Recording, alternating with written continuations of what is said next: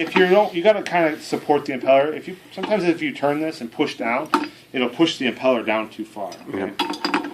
So we'll tighten it up. Mm-hmm. You know, and I tighten it as tight as I can get it. Okay. Usually by the time we're done, you should have about the thickness of one washer left. Generally. Okay. Can be a little more, can be a little less. Basically, you just don't want the impeller all the way down into that rubber boot. You should be able to turn somewhat freely. Anyway, that works. So next, this is where this tool comes in. Yeah. Diffuser. So next, you got your impeller. Diffuser, impeller. Right, we're going to snug that up again. No spacers? The spacers are here. Is.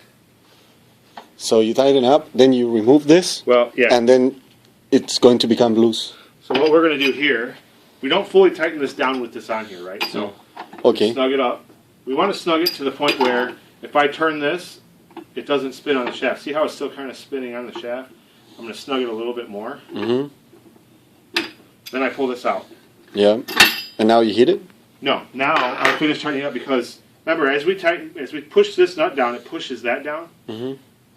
When I put this impeller on first, it's bottomed out to this diffuser, okay? So if it starts out at the bottom and I tighten it up, remember, it can't go down more. So it's going to pull the shaft up because it can't go down. That's why we put a spacer under here. We snug it, right? So see how high we're up still? Mm-hmm. By the time I'm done tightening it, it's going to come down.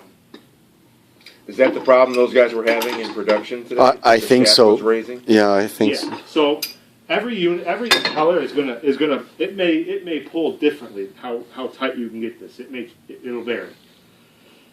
If let's say we did this, I followed that procedure, tightened this down, and it was still doing this, so I can check my gauge block. Yep, it's still tight to the gauge block. It didn't pull my shaft up. If it does that, then what I do, I'll put my shims back under there, but then I'll use my washer approach, and I'll set it up a little higher, like maybe an extra washer thickness or something, and try that. And I'll have to each time, if that doesn't work, then I just have to shim the impeller up a little higher than normal until when I'm done and I'm tightening it, I can turn this and I can lift up a little bit. You know, I don't want this to have any contact with my impeller because as it's spinning, if it's touching, it's going to cut into it and wear it away. And then you've got metal fragments, metal shavings going through the pump.